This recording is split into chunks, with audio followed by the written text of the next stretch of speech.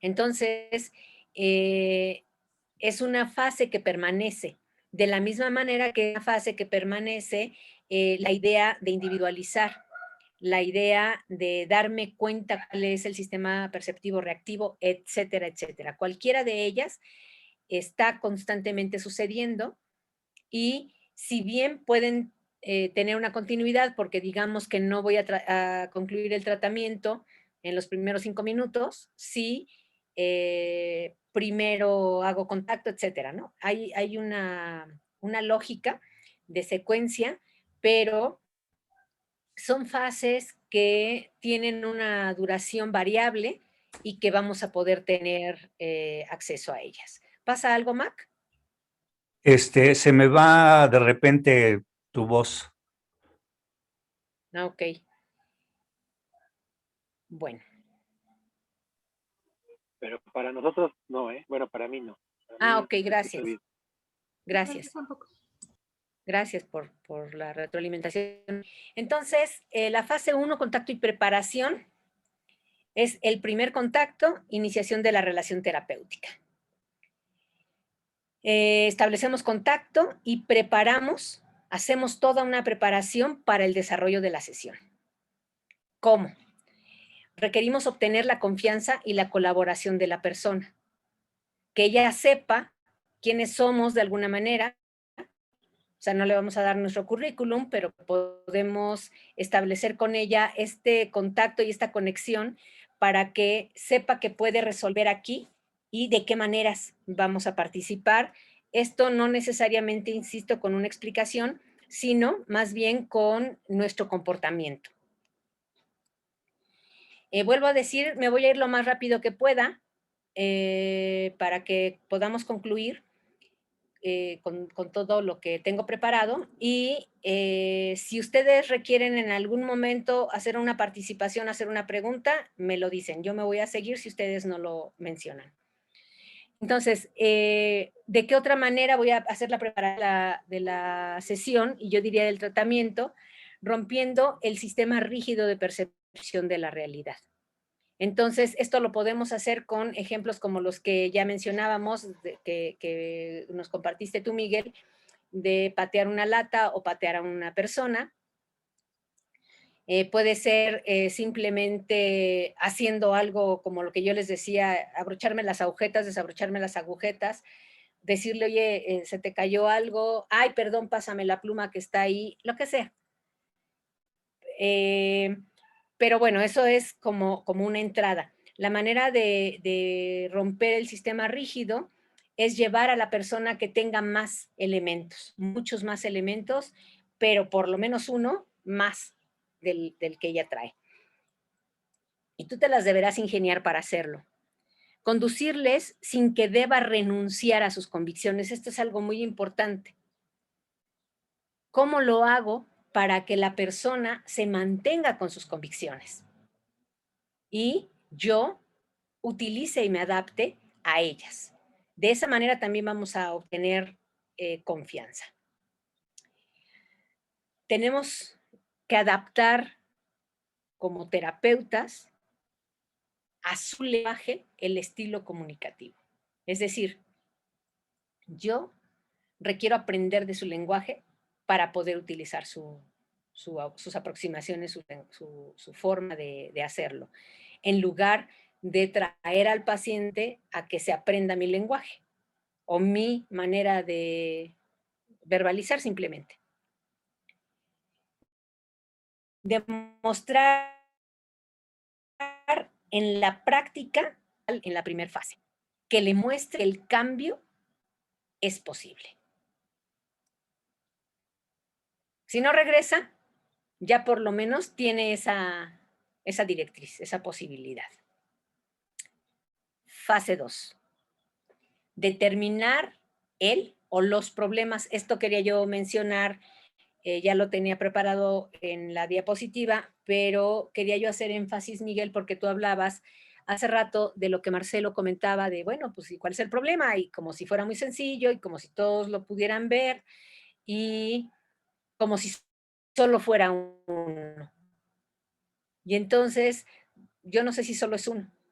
Pero preguntármelo de esa manera me hace esforzar y ajustar mi manera de percepción. Entonces puedo mantenérmelo así como esa pregunta, ¿cuál es el problema? Pero si quieres puedes ponerle cuáles son los problemas. El punto es que dicho en singular es mucho más sencillo. Igual si tú puedes identificar varios problemas, tendrás que hacer una lista y jerarquizarlos para saber hacia dónde llevar a la persona en algún momento.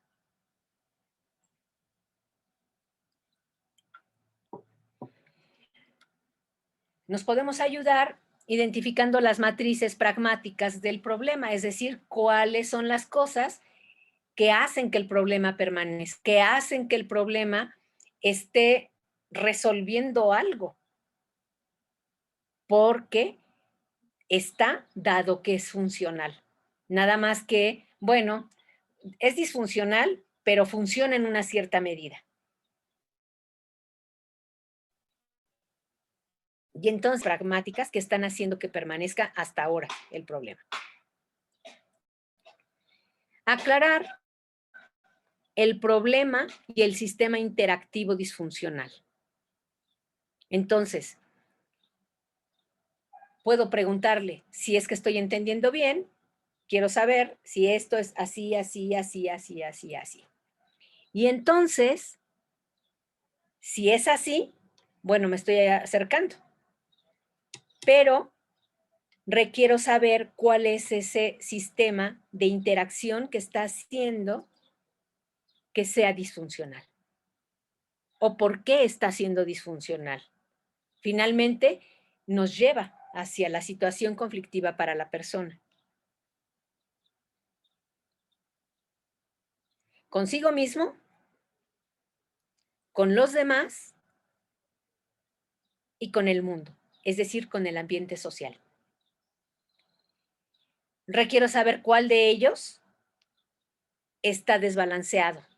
Si una de esas tres dimensiones afecta directamente a la persona, al paciente, entonces deberá ser la primera en la que yo intervenga. Porque puede ser que tenga implicación en todas las demás. Fíjense cómo es muy importante todo el tiempo estar atentos a aclarar dentro del sistema interactivo cuál de las áreas está interviniendo y cuál de ellas está viniendo con mayor ímpetu para poder iniciar con esa. Seguimos en la fase 2. Estamos haciendo en realidad una investigación diagnóstica estratégica. De eso se trata determinar el problema. Por eso es que no es tan sencillo, pero sí lo es, una vez que ya estás avesado en eso, claro. Porque estamos haciendo investigación diagnóstica. ¿De qué? De las estrategias, tanto las que usa como las que voy a usar. Entonces, esta investigación obviamente está en interacción con las hipótesis que yo me puedo estar planteando. Y me pregunto, ¿qué pautas de comportamiento habitual del paciente se observan aquí?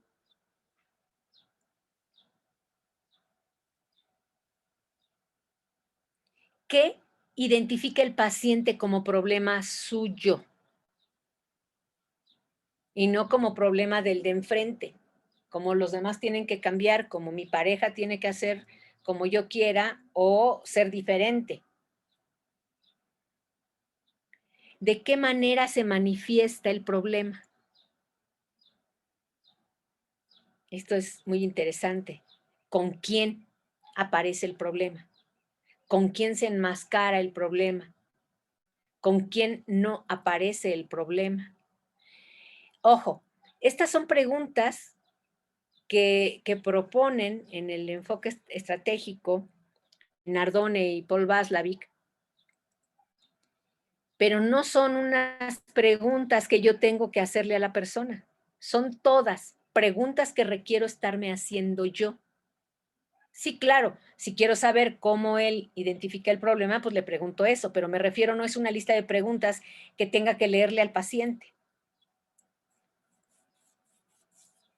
es una serie de preguntas que yo requiero mantener como de respaldo para que cuando surja, si me estoy dando cuenta, por ejemplo, entonces parece que este problema aparece cuando X o aparece con tal persona, pero no aparece con tal otra, eso me va a llevar a hacer esta investigación diagnóstica, porque yo estoy poniendo atención en esto. No necesariamente porque la persona lo tenga que hacer. Ahorita me... ¿Cuándo se manifiesta normalmente? Sí, Porque dime. también puede que el problema solo prevalezca con una persona, ¿no? Ahorita me También. acordé de mi Puede ser abuelita correcto. que tiene así muchos pedos, no, problemas. Ok, es con, normal. con mi abuelito, de repente. Pero se me hace bien chistoso porque con mi papá no. Y ella misma dice, se parecen un montón. Sí, sí, tienen el carácter muy parecido, pero es muy curioso como con uno creó una habilidad de permitir cosas, de tener más paciencia, tolerancia, ¿no? Sí, Entonces, en realidad, ahí está también la solución, ¿no? exactamente. Ahí está, porque con otras personas puede comportarse de otras maneras. Efectivamente, ese es el punto clave. Le diste al clavo. Ok. ¿Dónde y en qué situaciones? Seguimos. ¿Con qué frecuencia e intensidad se manifiesta? ¿En qué contextos? ¿Qué se ha intentado para resolver? ¿Qué se ha hecho correctamente para resolver? Porque fíjense, aquí hay una diferencia importante. ¿Qué se ha intentado? Intentar es fracasar. Entonces, cuando decimos que se ha intentado, significa que solo se procuró, pero no se resolvió. ¿Y qué se ha hecho correctamente para resolver? Puede ser que esté correcto, digo, que se haya resuelto parcialmente. Así que entonces requerimos saber qué cosas ha hecho esa persona en situaciones parecidas o lo que sea, que le han permitido resolver. ¿Qué tipo de equilibrio domina el problema? ¿Para qué sirve? ¿A quién o a quiénes beneficia el problema? ¿Quién podría resultar dañado con la solución del problema?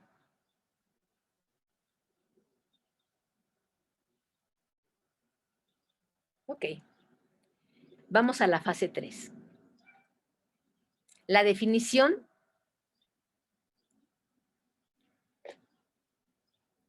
estamos hablando de la definición de los objetivos. Vamos a hacer el acuerdo con estas personas o con nuestro paciente de cuáles van a ser los objetivos o las metas terapéuticas. Y entonces, para ello, vamos a clarificar, dado que este es el problema, estos van a ser los objetivos. Ahorita voy a poner algunos ejemplos. ¿Por qué? Porque esto es una guía metodológica para nosotros. El hecho de que hagamos objetivos o metas, estamos ya haciendo una sugestión positiva, es decir,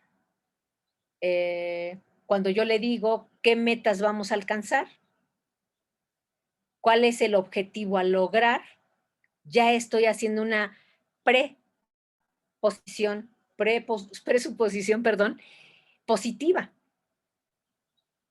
Vamos a lograr, vamos a resolver. Y esto es lo que significa ver a la persona en sus máximas posibilidades. Por ejemplo, yo puse aquí el efecto Pigmalión. El efecto Pigmalión tiene que ver con cómo influye mi presencia y lo que yo hago y digo para que el otro se comporte.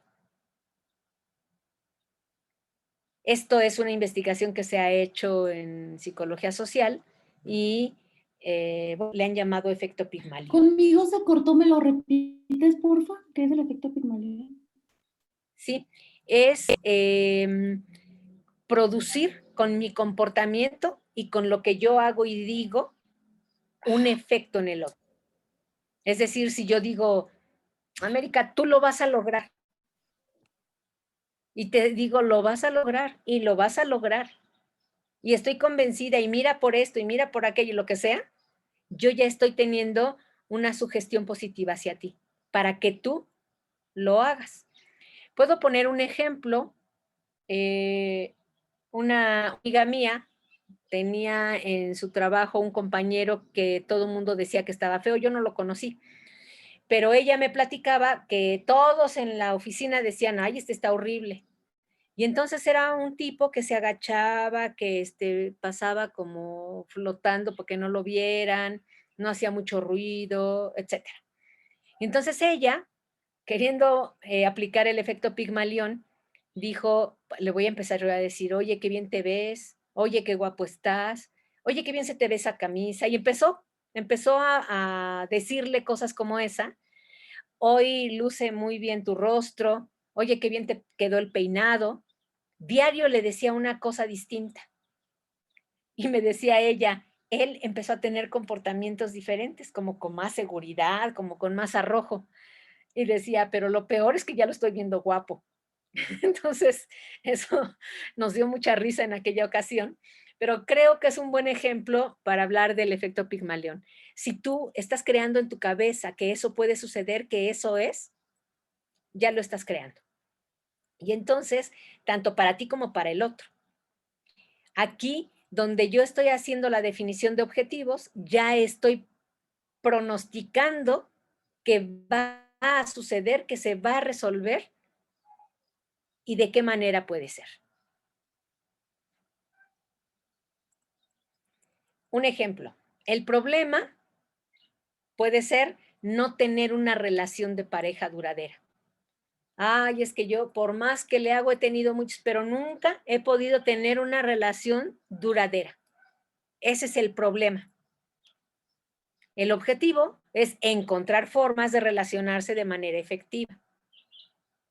¿Con quién? Pues con X, con Y, con W o con los nuevos proyectos o prospectos.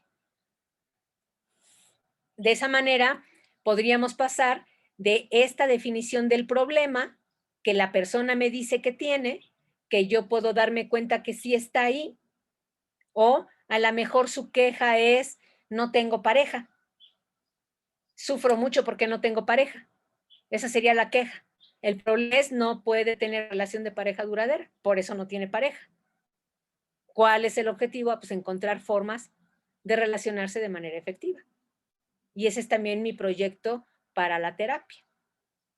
Ya de qué estrategias me voy a valer, bueno, ya lo vamos a ver en el momento mismo con esa persona. Fase 4. Individuación del sistema perceptivo reactivo que mantiene el problema. Hallar los puntos cardinales para proporcionar los de apoyo en qué sostener el cambio. Tengo que encontrar cuáles son las claves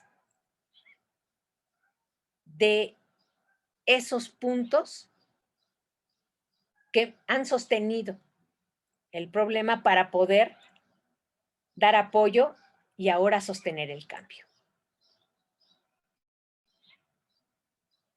¿Dónde tengo posibilidad de incidir de acuerdo al problema y al objetivo para sostener el cambio que vamos a proponer? ¿Me están escuchando? Sí. Gracias. Sí, Claro. profesora. Observar con precisión cómo se aguanta el problema.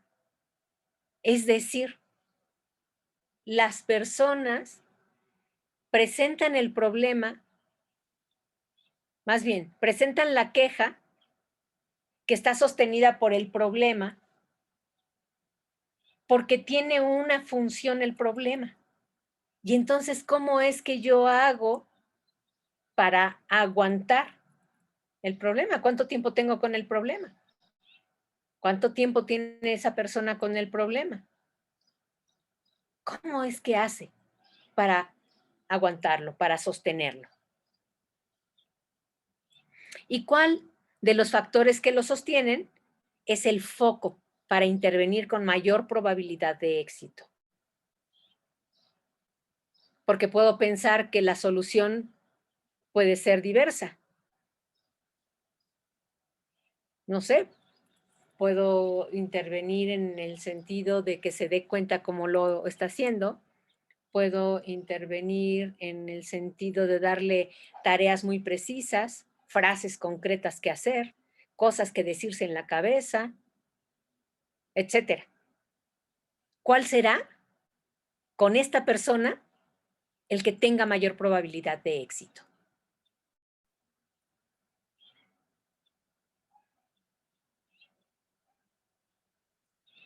Requerimos intervenir en sus soluciones disfuncionales, es decir, ha intentado soluciones que no han funcionado.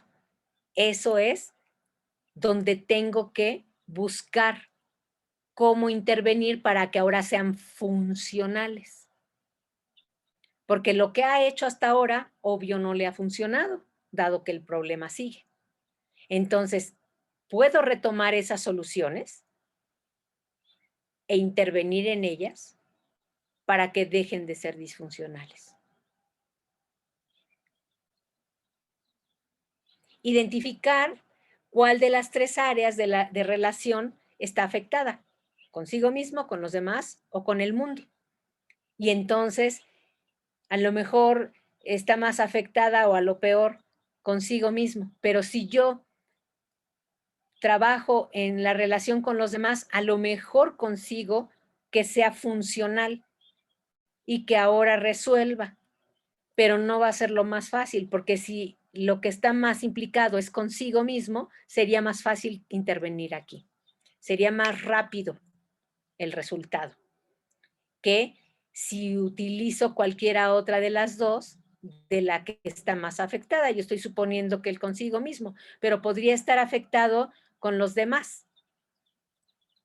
Yo estoy bien, me creo bien, me confío, etcétera, pero con los demás soy un fiasco. No puedo, no sé, la gente no me entiende, etcétera, etcétera, etcétera. Entonces, ¿dónde que yo intervenga va a hacer que sea mucho más sencillo trabajar? Mucho más fácil, mucho más rápido. A partir de eso, entonces puedo elegir el tratamiento individual a esa persona para ese caso, para este momento. Directamente sistémico. Directamente sistémico.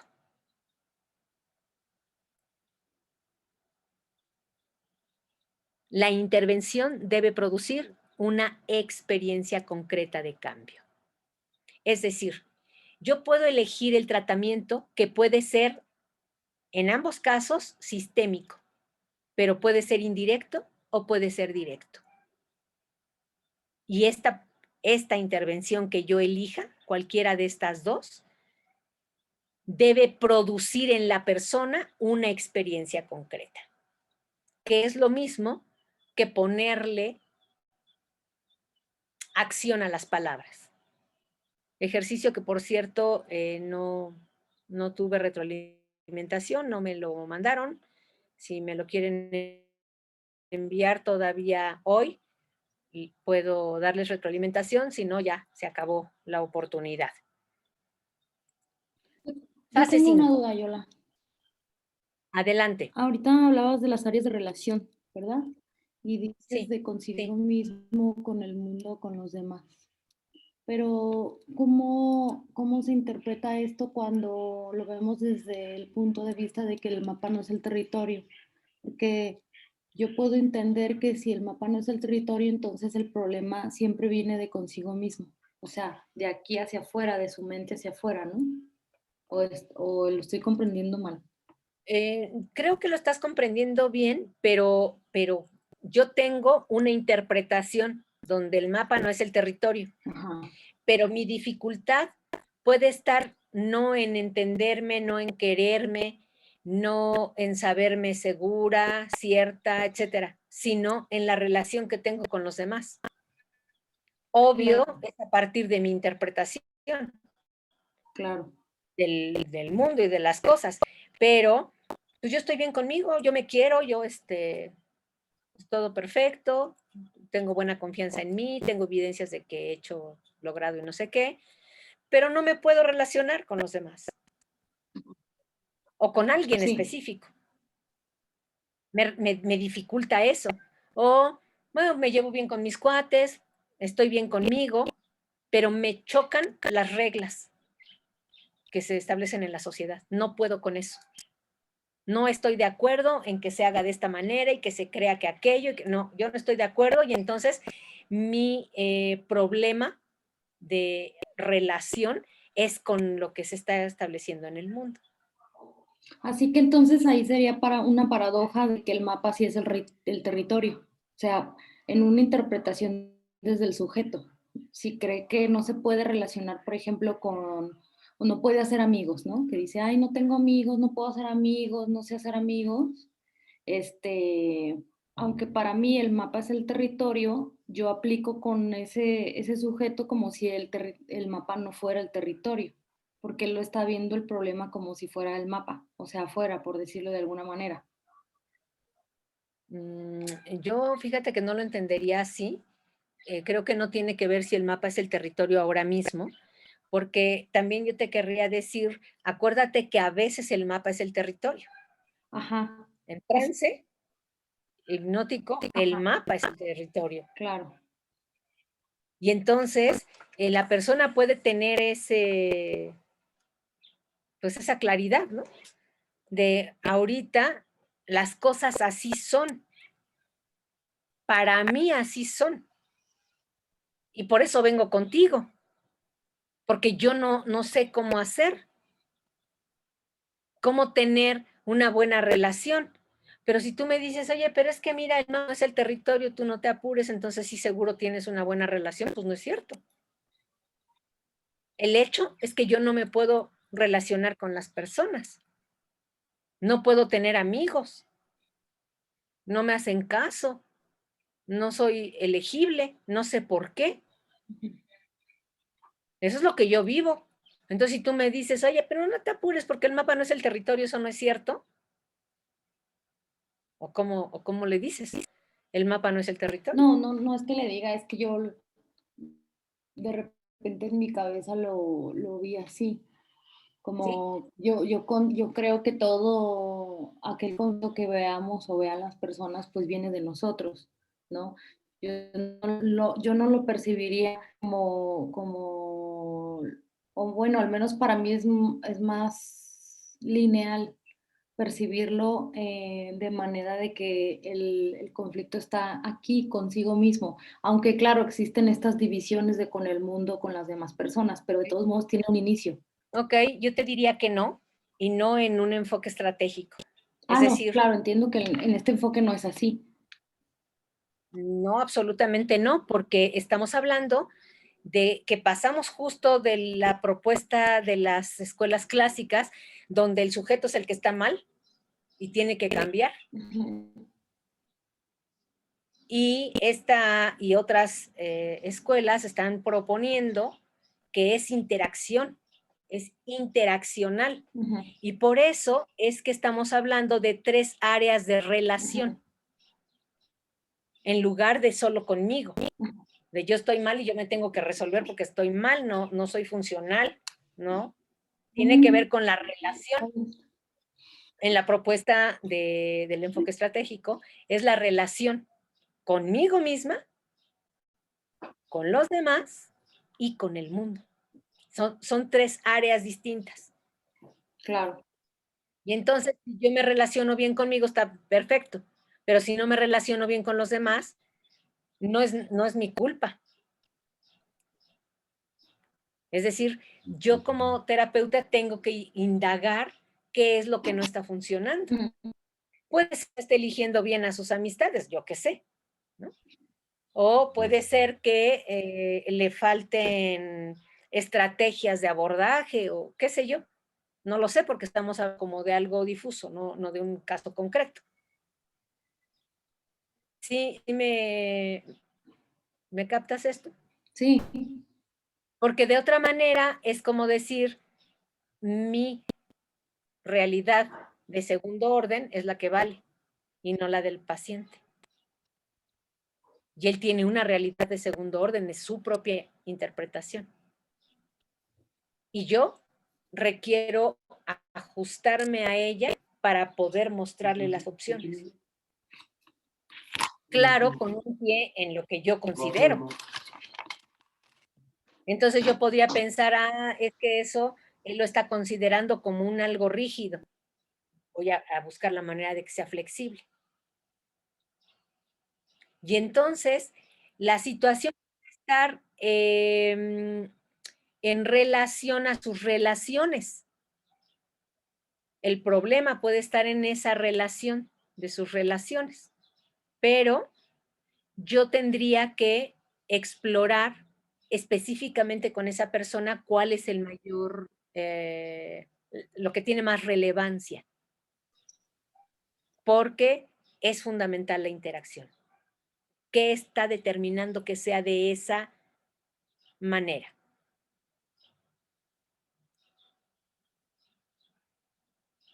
¿Ok? ¿Queda bien, América, para ti? sí. Muchas Entonces, gracias. a esto se refiere con el punto de apoyo. Por Así es. ejemplo, si la persona está bien con el mundo o con los demás, es cuando eso se convierte en un punto de apoyo que veíamos en la fase anterior. Ujú, ujú. Bien. Fase 5. La terapia debe adaptarse al paciente y no el paciente a la terapia. Si una estrategia no funciona, deberá ser sustituida. Yo puedo estar intentando algo y no funciona, no hay flexibilidad, no puede detectar opciones, no. Entonces, puedo pensar en que tengo que sustituir lo que yo estoy considerando como la estrategia clave.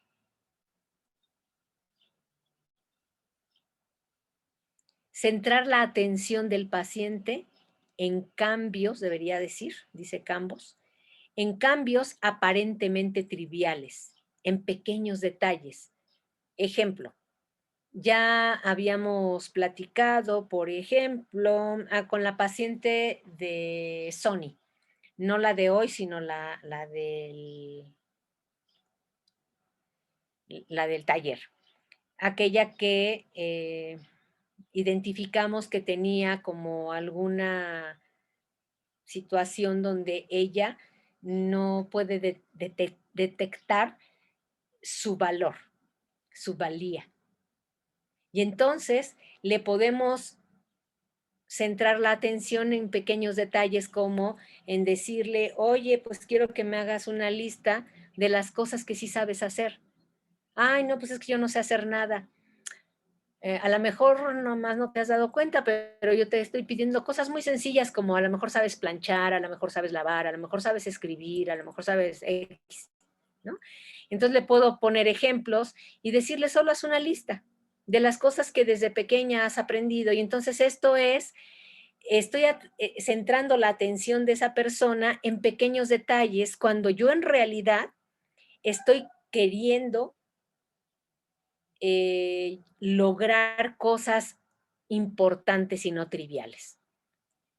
Y que de pronto, en algún momento, para ella va a ser claro, de, no, pues sí sé hacer cosas, ¿no? Porque a lo mejor no le significa mucho saber lavar o saber planchar, pero cuando vaya en la cosa 145 que sabe hacer, de pronto va a surgir en ella una claridad de, creo que no soy tan inútil, ¿no?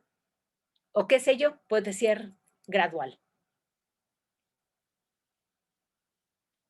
En este modelo trabajamos con diferentes tipos de estrategia que derivan del trabajo de Erikson. Esto es algo fundamental. ¿Cómo puedo hacer yo para adquirir estrategias? Yo te recomendaría lee a Erikson o lee a los autores que describen a Erikson, no los que lo interpretan, los que lo describen, cómo eran sus seminarios, qué cosas hacía, qué cosas decía.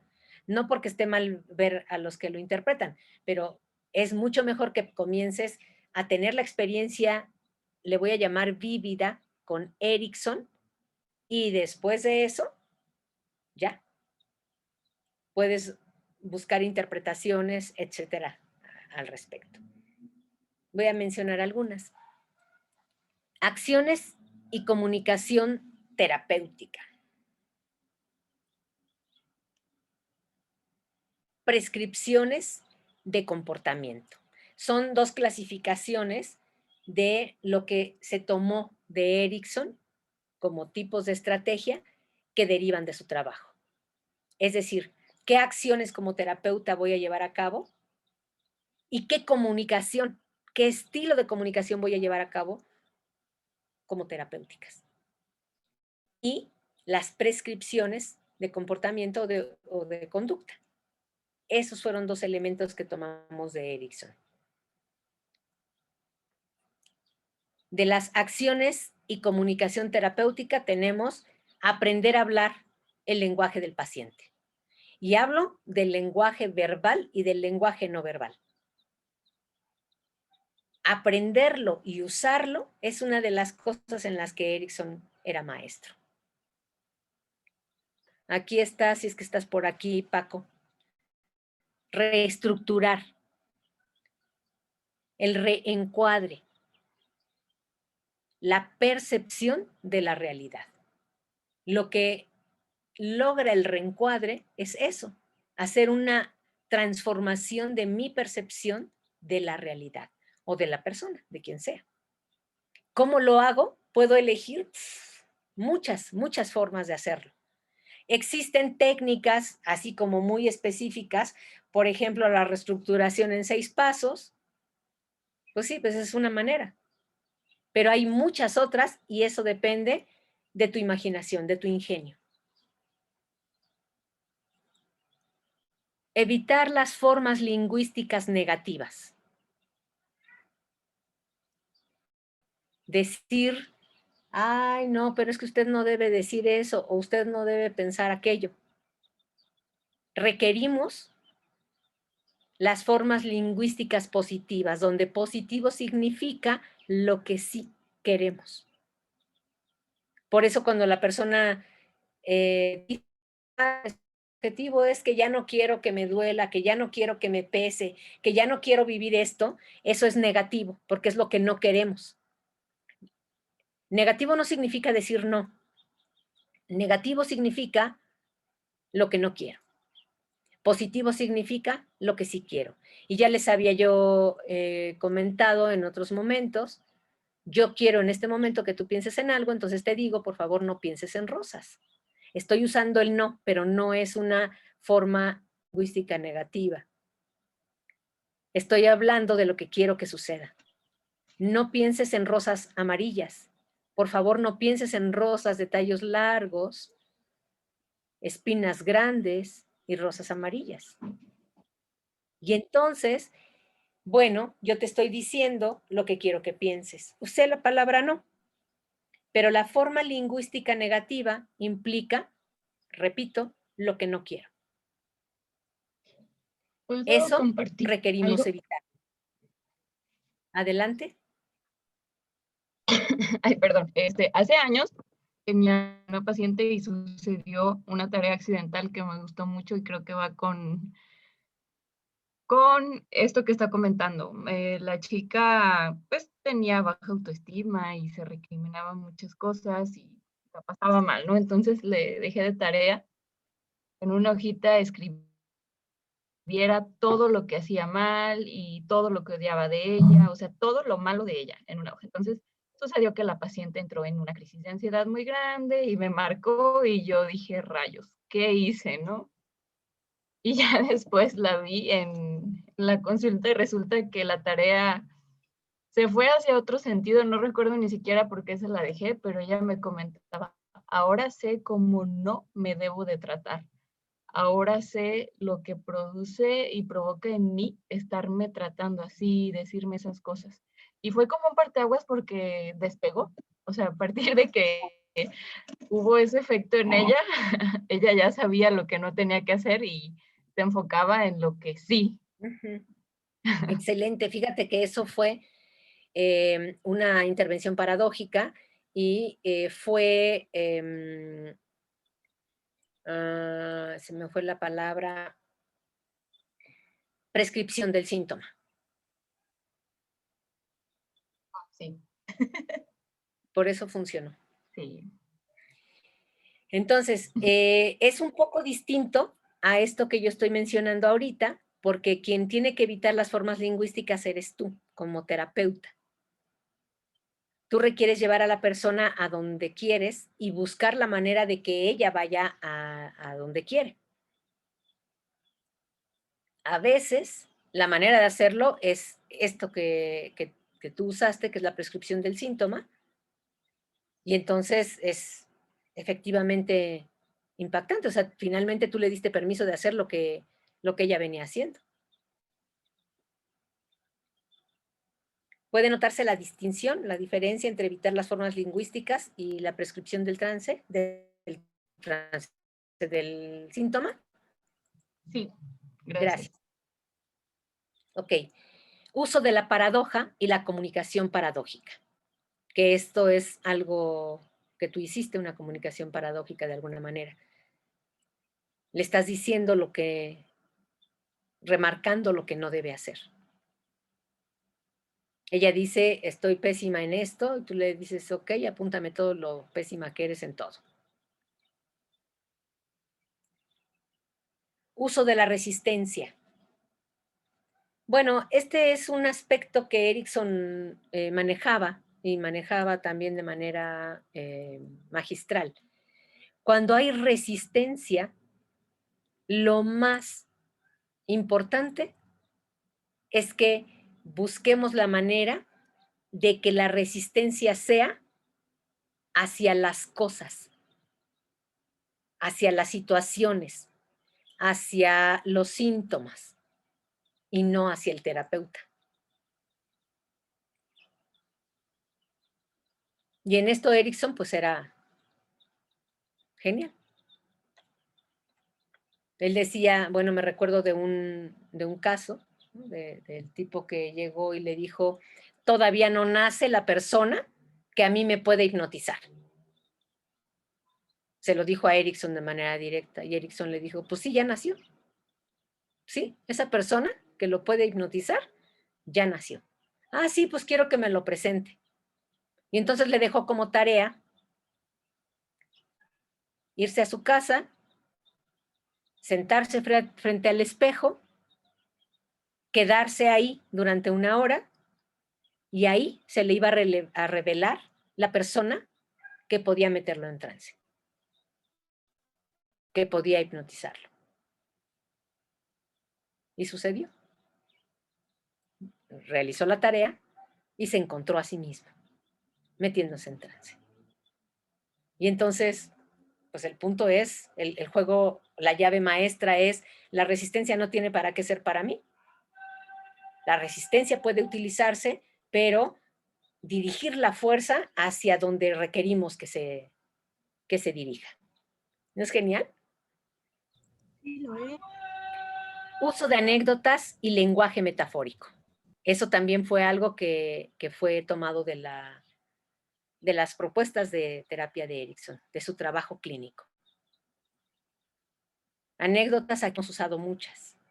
Ahora no recuerdo haber usado mucho lenguaje metafórico, pero creo que también lo hemos podido identificar.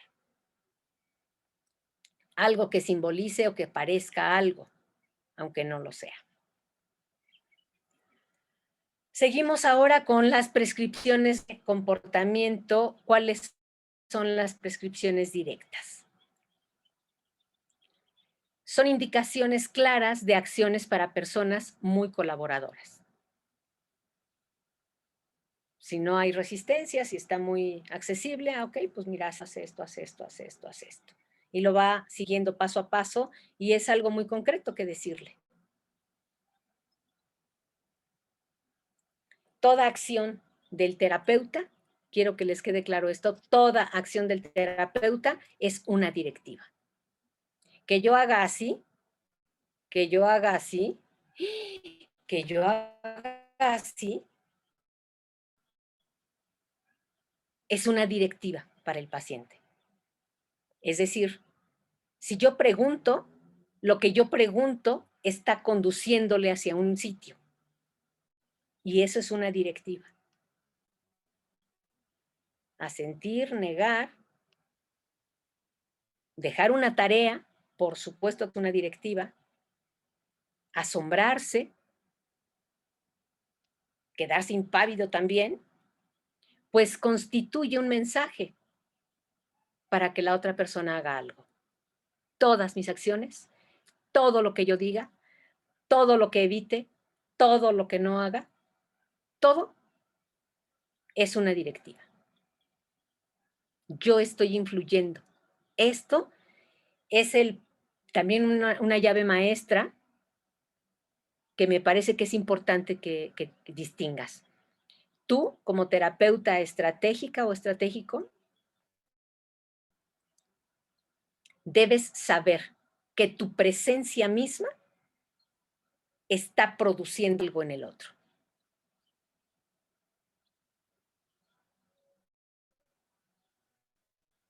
La finalidad es lograr simplemente que el otro tenga comportamientos distintos. Así que puedo utilizar todo esto, ¿para qué? Para que tenga comportamientos diferentes. Esa será la estrategia.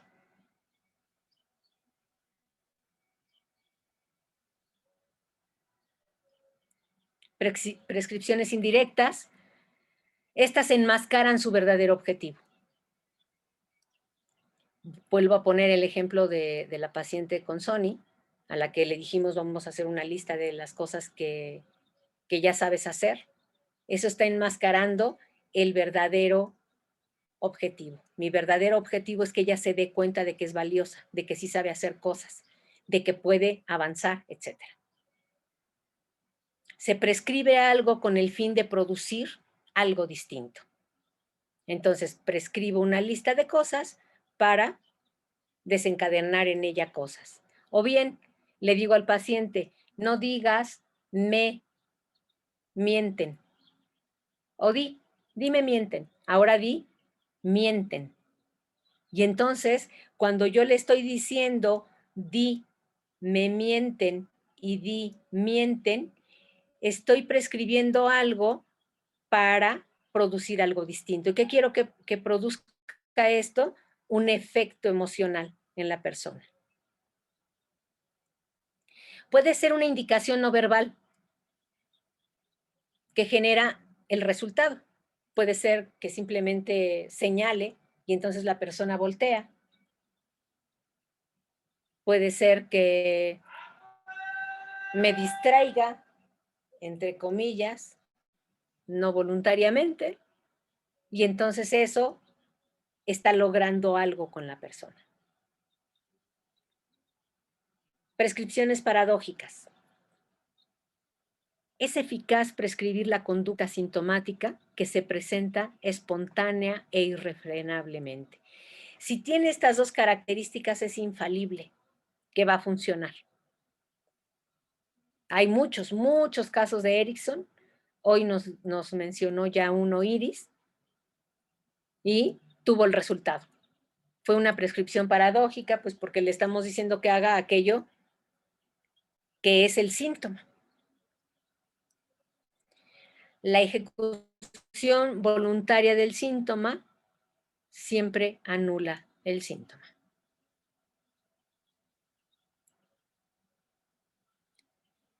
Puedes solo pedir que sigan igual o que no cambien, y eso ya es una prescripción paradójica. Ah, mira, despreocúpate, tú sigue comportándote igual, las cosas van a funcionar. Por ahora solo compórtate igual no cambies nada. Esto es algo que utilizamos mucho para dirigir el trance hipnótico. Solo observa, solo date cuenta, solo pon atención en tu respiración sin cambiar nada y deja que solito vaya sucediendo y comienza a suceder. Esa experiencia la han tenido pues los que han tomado o los que ya saben hacer el trance, pues. Quizá no. Ok. La terapia estratégica puede ser un arte. Y ahora te hablo del arte de la terapia estratégica. ¿Cómo es que podemos hacer que sea un arte?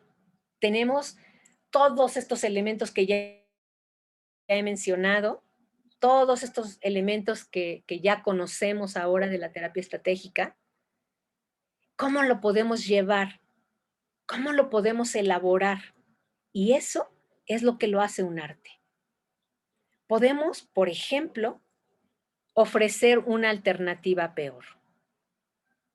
Eso es una intervención paradójica.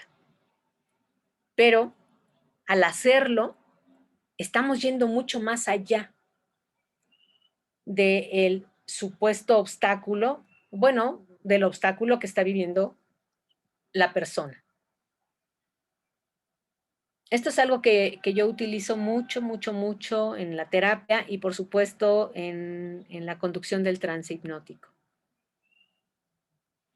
A veces ofrezco la idea de encontrarse con un obstáculo severo y después pienso, no, mejor no. Mejor esto otro. Algo peor. Y entonces, de una manera automática, la mente inconsciente elige mejor. La mejor de las dos propuestas. Y eso ya hizo que la tuerca se moviera y empezara a aflojarse. Y si ahora propongo una nueva, muy probablemente la van a seguir. Sí, Alma, adelante. Aquí quisiera mencionar un ejemplo que de este tipo de prescripciones, que es la ordalía. La ordalía es muy propia del enfoque estratégico y se refiere a ofrecer a la persona otra opción que podría beneficiarla. Ajá, por ejemplo, pero que es peor que la que presenta, claro. Sí, por ejemplo, un señor que era viudo desde hacía como 4 años, decía que no podía dormir más de 2 horas en la noche. Y le pregunta al terapeuta, bueno, ¿qué le gustaría lograr? ¿No? ¿Qué es lo que requiere en su casa? ¿Qué pendientes tiene? Quisiera hacer. Y él dice, pues tengo un piso de madera y pues siempre pienso en que debo de encerarlo, pero no lo hago.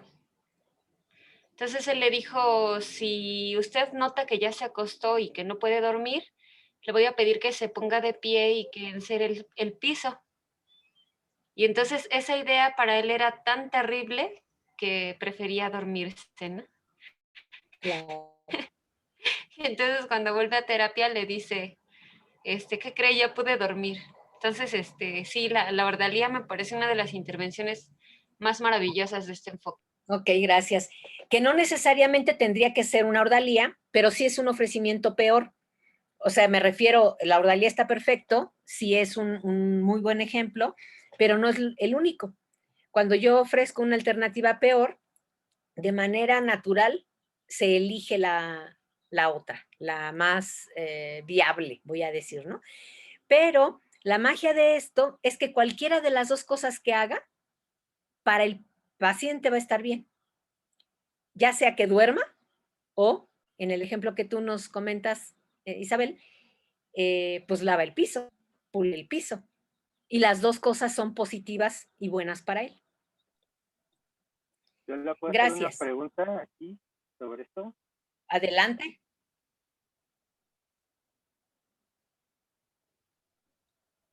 Adelante, puedes. Es que creo que no escucho. ¿No me escuchas a mí? Sí, bueno, yo sí los escuché a los dos, a Miguel ya no lo escuché. Ahora yo ya no escucho a Miguel tampoco. Gracias, Enrique. Y como en la segunda sesión, creo, le Ah, propuse que... ¿Me escuchó? Sí, Sí, Ahora sí. apenas. Ah, bueno, decía que con el paciente que tengo del pensamiento obsesivo, en la segunda sesión, creo, segunda o tercera sesión, intenté con él hacer una prescripción de este tipo y le dije que le proponía que en la semana permitiera por 2 días seguidos y que los pensamientos que tenía les hiciera caso, que a los pensamientos que tenía los como que permitiera que ocurrieran y que les hiciera caso y que cada vez que le viniera un pensamiento lo atendiera y lo atendiera y lo atendiera, o sea, que estuviera como dándole, bueno, dejando que ocurrieran, no simplemente no haciendo nada por frenarlos. Y así como que le dije, vas a hacer lunes y martes siempre que te vengan así. Y luego el miércoles, entonces intentas bloquearlos y luego miércoles y jueves vuelves a dejar que ocurran y así. Pensando en esta posibilidad de hacer una prescripción más o menos como de este tipo. Y entonces él me dijo que no le parecía, que le daba miedo y que creía que no iba a poder hacerlo.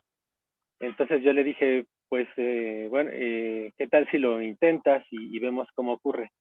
Y él fue insistente en que le daba temor hacerlo y que prefería no. Entonces, bueno, le sugerí otra cosa, pero a mí me dio un poco de temor también, como ser insistente, o más bien no insistente, porque no fue insistente, pero quizás como forzar, porque estaba ahí la posibilidad de decirle, inténtalo, porque también yo sentía, la verdad es que dudaba un poco del efecto, porque nunca lo había hecho, aunque había leído de los efectos, nunca lo había hecho. Y por otra parte, con él, como no tenía yo claridad de que si, como se refería a sus pensamientos como tratos y como acuerdos o como si no cumples esto, entonces esto otro, no tenía mucha claridad de qué era eso, ¿no? Y de que si los pensamientos llevaban a hacerle daño a alguien o a hacerse daño a sí mismo. Entonces un poco me dio también cierto temor seguir con esa prescripción y entonces le dije, bueno, hagamos esta otra cosa, ya no seguí con eso. Entonces, no sé, pienso a veces cuando leo los ejemplos de estas prescripciones, como la que dice Alma de la ordalía o esta de la prescripción del síntoma, leo en los momentos de aplicarlo, me entra cierto temor de que pueda ir a mal, pues, y que tenga yo cierta responsabilidad en esa prescripción. tienes toda la responsabilidad en esa prescripción. Y lo que yo te diría es, si tú cortas a la medida, entonces esa es una prescripción que no puedes hacer, porque cortar a la medida significa la medida del terapeuta y a la medida del paciente. Si eso no está funcionando con tu paciente, tienes que hacer otra cosa, punto. O sea, no tiene que funcionar todo con todos los pacientes. Esa Sí. es la magia. Entonces, si tú le estás diciendo, yo digo que sí funcionó, nada más que fue más rápido. Él te dijo, ya ahí me da mucho miedo. Entonces, la prescripción del síntoma, en ese mismo instante, él dijo, ay, no, esto está peor. Uh-huh. Y entonces dice, no, no lo voy a hacer. Y ahí tienes ya la ventaja. Es decir, él está diciendo, no, no lo voy a hacer, pensar en eso, que es lo que le estás diciendo que haga. No le estás ofreciendo una alternativa peor, porque tendrías que pensar qué es aquello que le da más miedo que eso. Y entonces le da miedo pensar en esto y más miedo otra cosa, entonces lo que tiene que hacer es lo que le da más miedo y entonces va a decir, no, gracias, me quedo con esto y después me voy por otro lado. Ese sería el el asunto, de la manera de estar evaluando. Acuérdate que tú tienes que estar todo el tiempo evaluando lo que va sucediendo. Ahora, si a ti te da miedo, obvio vas a transmitir miedo. Claro. Por eso también te decía yo, pues sí, tienes el 100% de la responsabilidad. Y entonces, no es el momento porque tú no estás preparado. No es el momento porque la persona te está diciendo no. Ujú. Tengo que buscar otra manera para esa persona. Vale. ¿Queda bien? Ok. Sí, sí.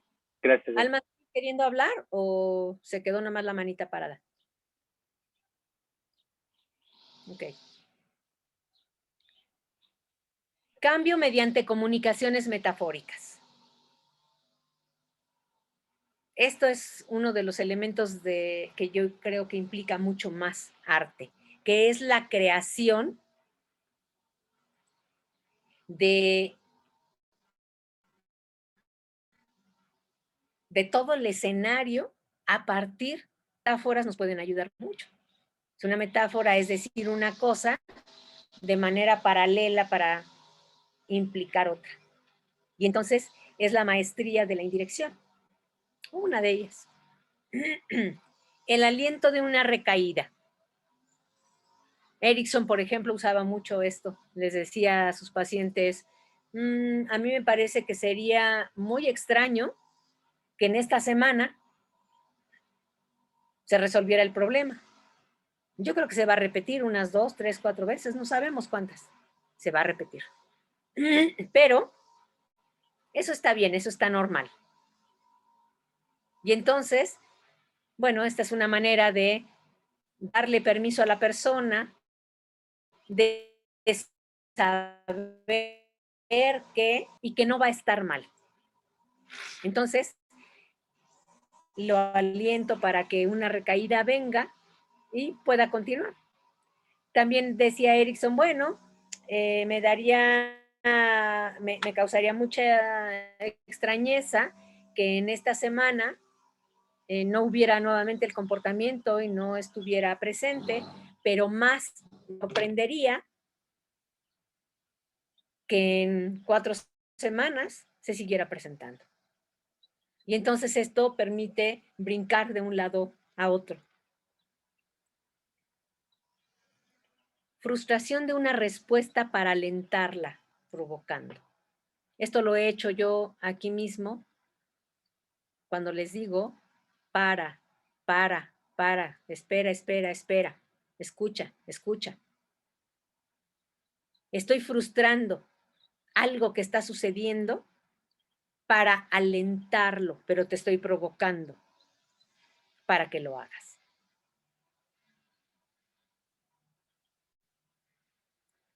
¿Queda claro? ¿Cuál sería otra manera de frustración de una respuesta para alentar provocando? A ver, crea tú una. Ay. ¡Ay!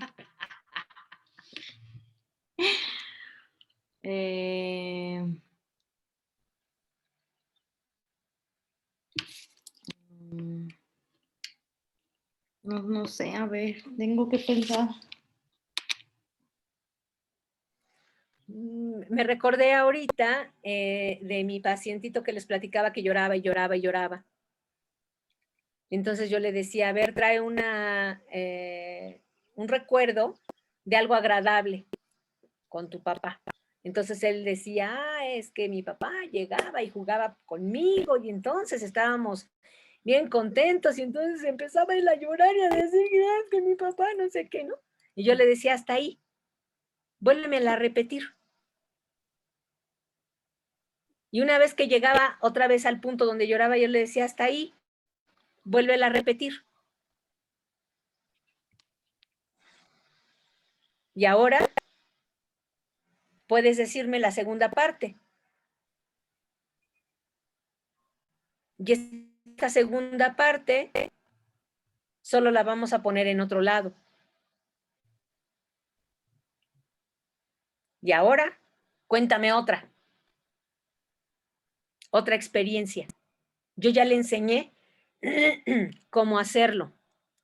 De manera automática, él tiene la respuesta de lo que en su cerebro está sucediendo, su proceso. Haber amalgamado agradable con desagradable. Esto es lo que estoy frustrando.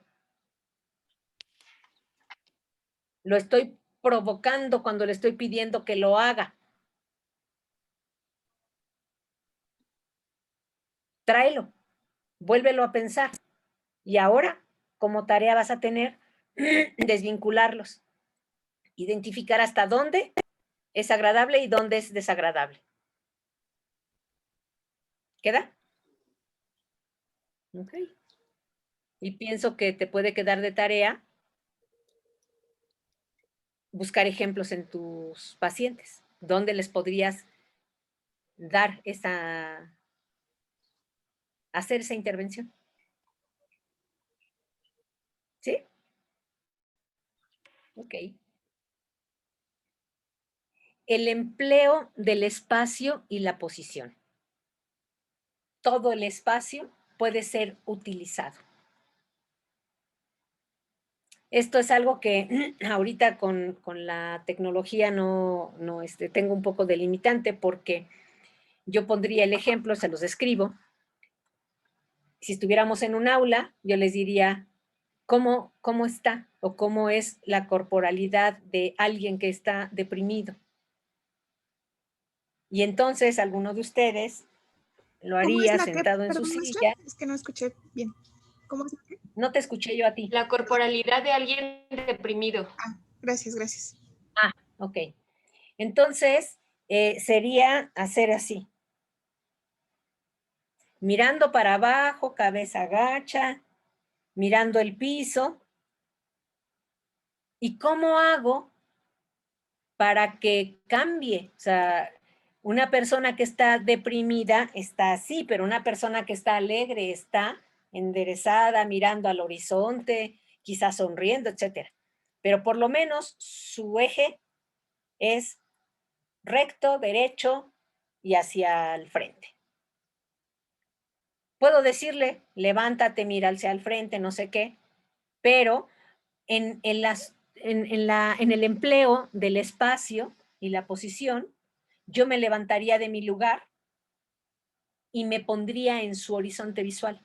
Dado que está así, entonces me levanto, me hinco, hasta me acuesto, con tal de que me vea. Y entonces me pongo así para que me vea, y eso va a crear un impacto. Estoy hablando de mi posición con respecto a esa persona, posición real física, y estoy hablando de cómo usar el espacio. Y entonces me pongo abajo de ella y ya que me mire, me voy levantando y seguramente, bueno, en mi experiencia, me ha seguido. Y entonces endereza un poco la cabeza. Y yo puedo decirle ahí alguna cosa, por ejemplo, muy bien, gracias por mirarme. Así se ve bastante mejor. Y entonces me está haciendo el favor a mí de mirarme y de tener su posición de cabeza recta y hacia el frente. Eso es toda una sugestión. Es hipnosis sin trance. Y estoy empleando el espacio y la posición. Okay. Énfasis en lo positivo, ya lo he mencionado varias veces. Puedo ir sembrando ideas de lo que va a suceder. Por ejemplo, de futuras soluciones.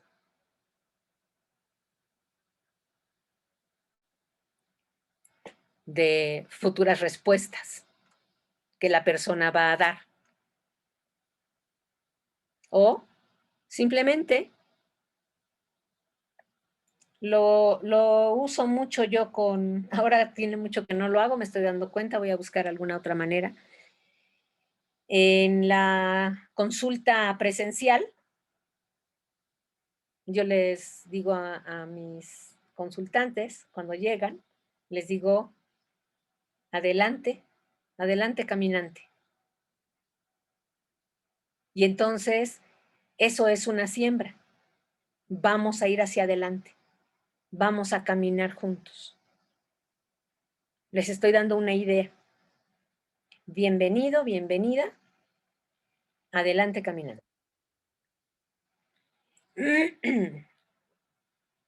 Ampliación de la desviación.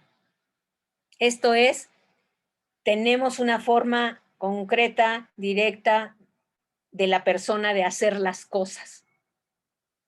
Tengo que ampliar un poquito, hacer solo un ángulo. Y eso va a ir haciendo cada vez más amplia la posibilidad de ir por otro rumbo, hacia el que queremos.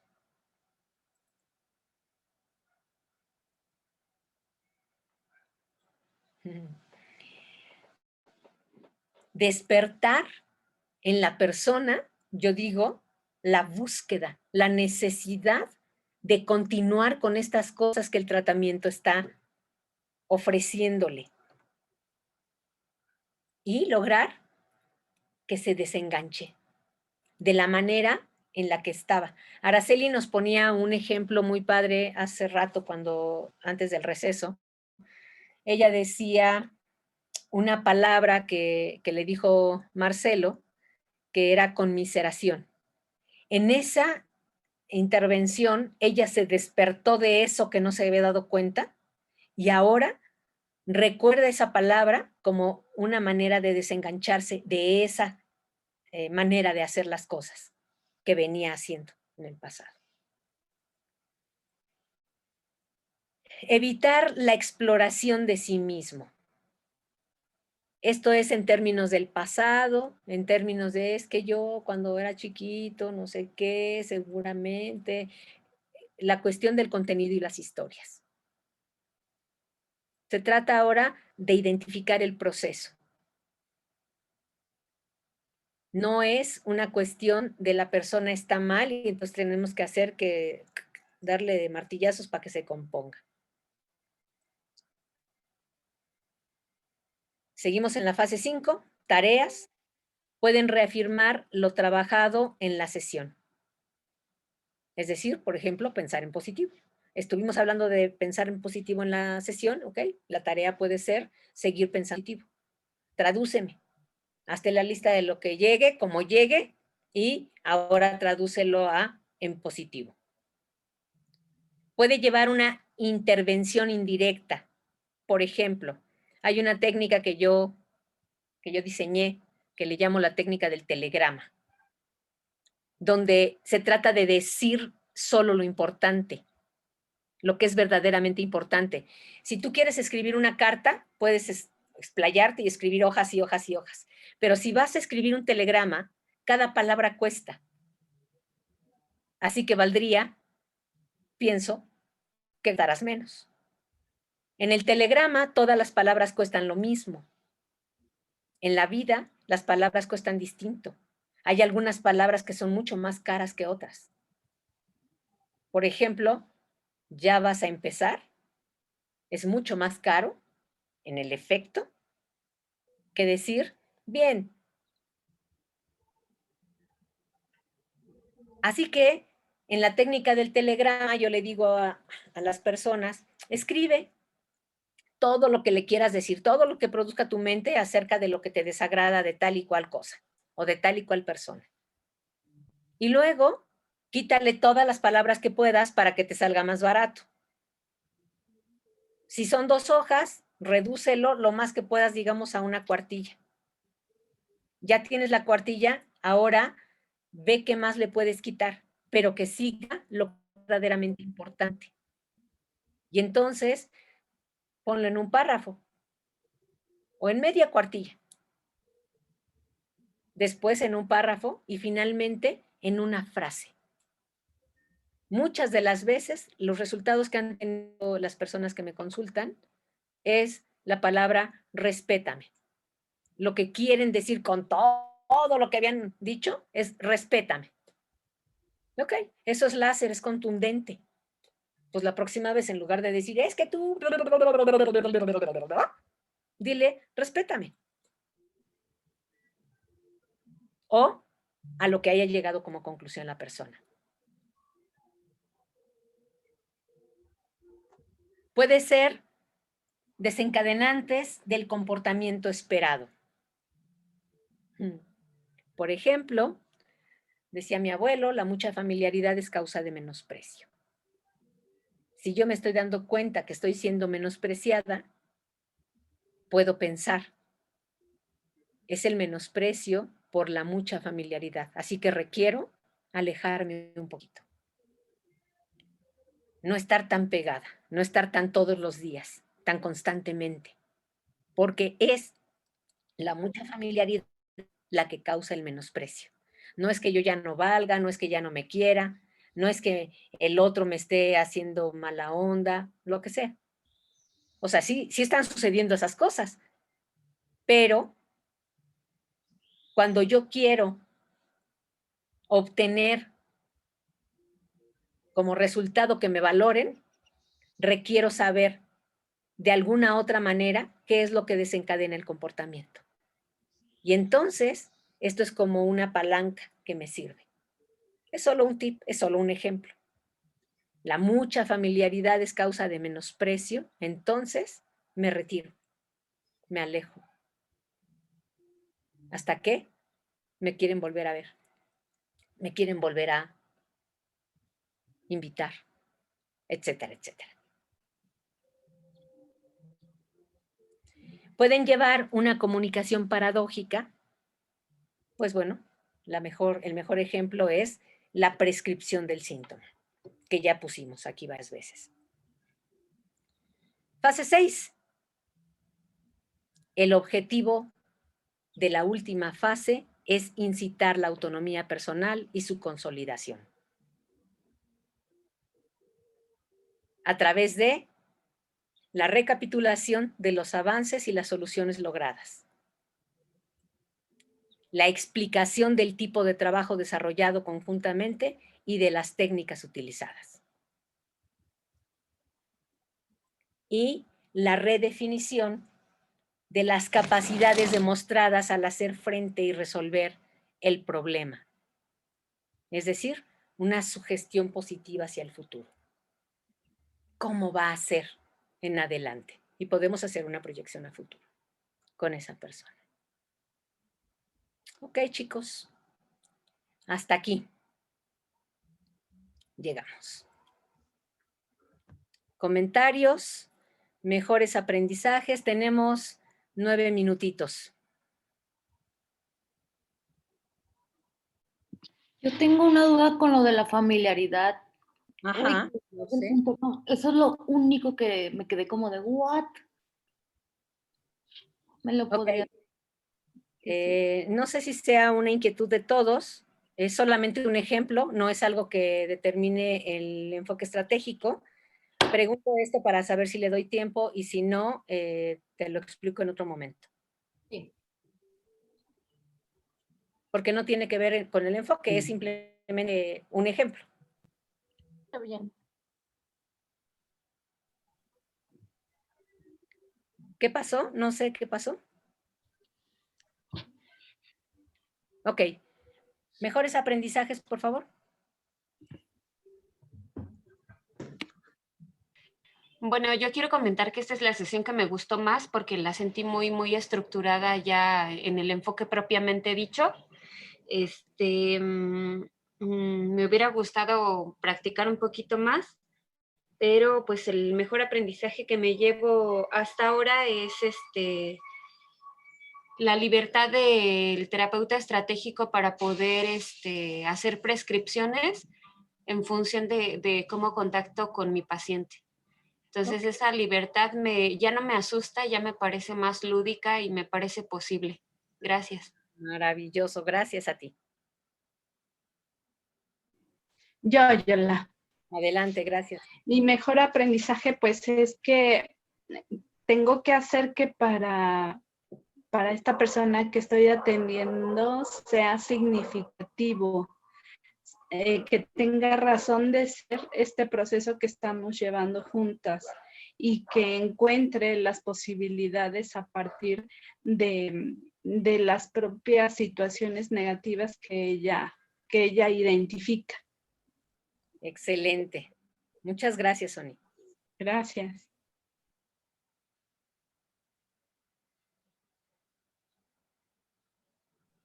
Yo lo diré así: responsabilidad, creatividad y posibilidades. Ok. Gracias, Carmen.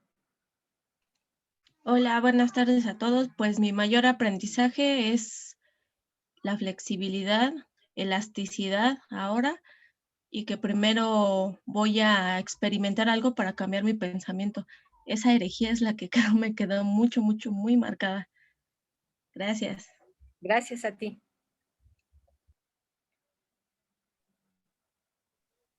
¿Puedo? Mi mejor aprendizaje es, bueno, yo lo vi como la parte práctica, todo práctico de la terapia, y me siento como cuando terminas una serie, terminas un libro, te da mucha tristeza, pero estás muy contenta. Y también queda en mí muy marcada, no sé si es por la sesión de hoy o todo en general, esta parte positiva de la terapia, y más por lo que estoy trabajando, que muy pronto lo voy a enviar, lo prometo. Que muchas veces nos enfocamos en la patología, ¿no? O en los problemas, cuando personalmente me ha pasado que dejo de lado las capacidades o lo que queremos lograr. Y bueno, así es como surge la resiliencia. Gracias. Gracias a ti.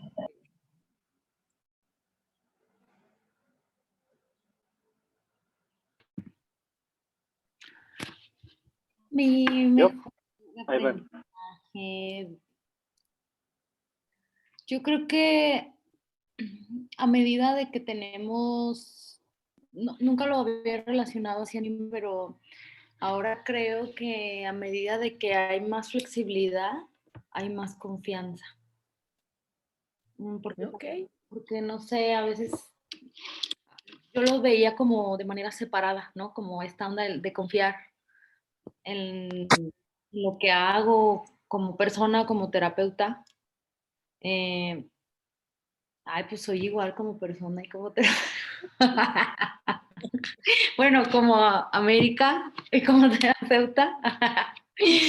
Pero creo que sí tiene una relación muy cercana a la confianza con la flexibilidad, porque precisamente ser flexible es atreverse a hacer cosas diferentes, pero también ser flexible significa hacerlo de manera diferente también aquí, no solo para mí, sino para los demás. Entonces,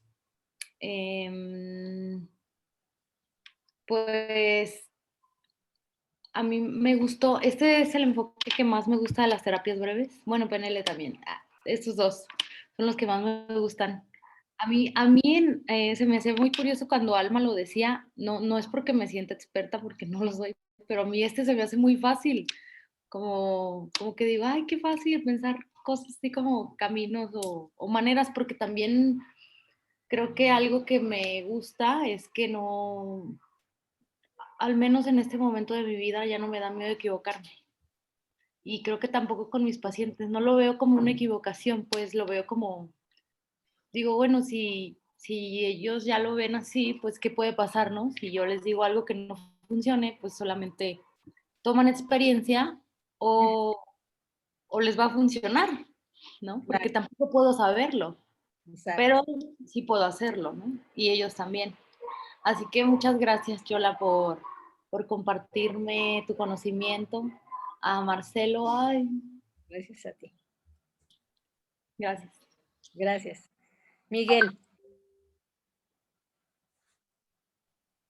Sí, para mí también ha sido, como ya lo dije varias veces, un taller muy importante. Y en términos de aprendizaje y de mi, digamos, mi expedición como terapeuta. Así que también lo agradezco mucho. De verdad ha sido un taller muy importante para mí, y diría que mi aprendizaje, así en términos muy simples, es que pues puedo ahora tener estrategia cuando trabajo. Para mí es muy importante que lo que haga sepa por qué lo hago, cómo lo hago con qué propósito lo hago y bajo qué circunstancias. Así que este taller justo me ayudó a saber cómo como terapeuta puedo plantearme una estrategia y entonces tener claro cómo hago junto con el paciente el proceso, ¿no? Entonces, eso sería básicamente. Muchas gracias, Yola. Gracias. Laura.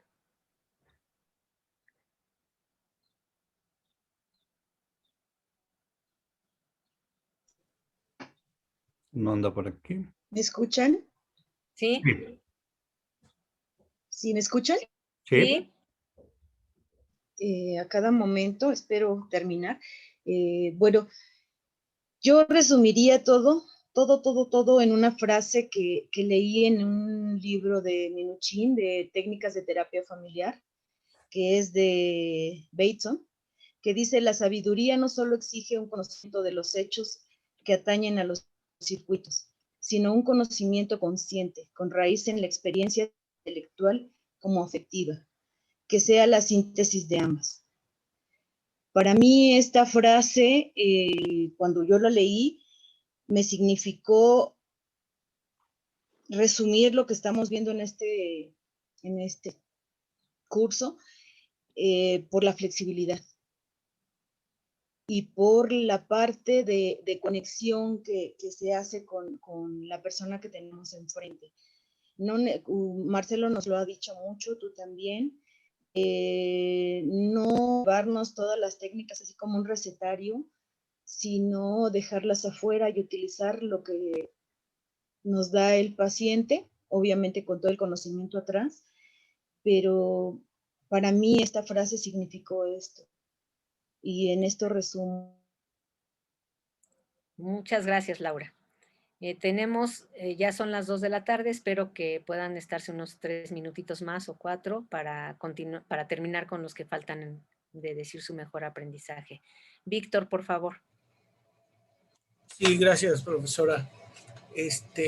Bueno, para mí ha sido un taller muy interesante, a partir de que me deja un campo abierto de conocimiento para poder yo hacer con mis pacientes una nueva estrategia, un nuevo camino para ayudarles de una forma incluso más breve.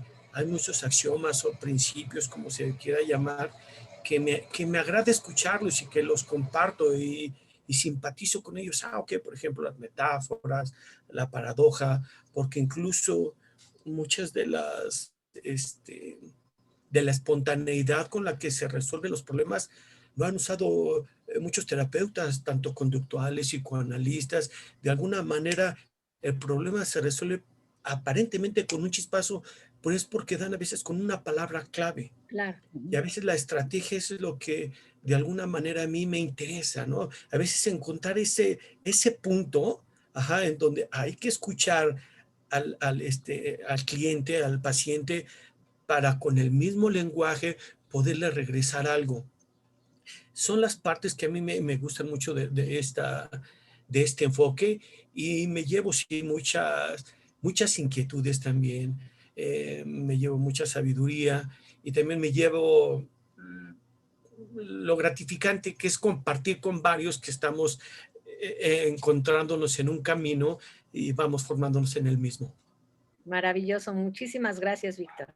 Gracias, Bienvenido. profesora. Gracias, profesora. Jessica.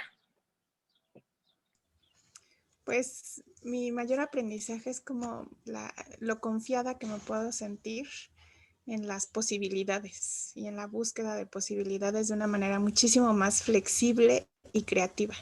Y eso me emociona un montón. Me voy de verdad muy animada y muy enamorada de hacer lo que hago. Maravilloso. Muchas gracias. Enrique. Sí, la responsabilidad de hacer terapia para la persona que está enfrente en consulta. Ok. Muy bien, muchísimas gracias. Marcelo, ¿algún comentario, alguna cosa más? Sí, el final, bueno, comentario final, para quienes han navegado ya por las vertientes de del trabajo de Milton Erickson, enfatizar eso.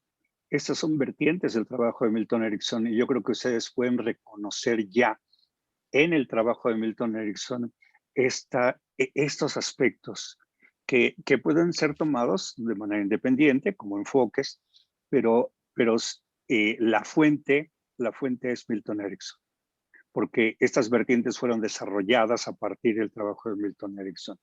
Entonces, yo creo que ahora tienen muchos elementos para poder abordar directamente de la fuente el trabajo de Milton Erickson y llevarlo a su práctica terapéutica.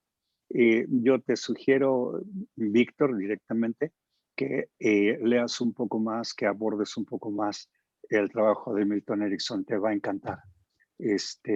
Bueno, ya te mandaré alguna invitación de manera personal. Gracias, Ok, gracias pues, por estar aquí. Gracias, un placer, un honor haber estado con ustedes. Que estén muy bien, hasta una próxima vez. Que sean felices. Gracias. Hasta Muchas luego, gracias, bye. profesora. Buena tarde. Gracias a todos. Profesor Marcelo, muchas gracias. Bonito fin de Hasta luego. semana. Buen día.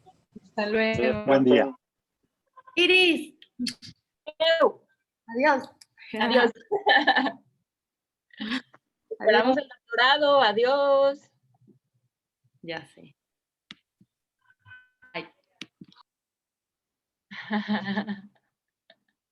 Bye.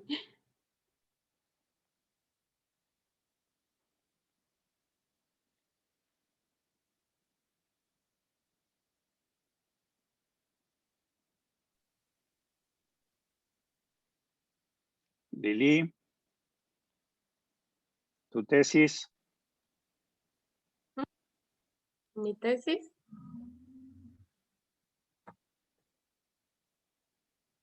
Así es. De hecho, ayer antier estaba con los últimos cambios que le estaba haciendo para enviarlo. Sí, ayer antier. Ok, espero que me envíes eso. ¿Vale? ¿A usted? Si no, ¿a quién? Ok, Por supuesto que a mí. muy bien. Vale. Lo espero. Se Nos los, vemos. se los envío en más tardar el lunes. Excelente. Va. Nos vemos entonces. Bye. Ok, bye bye.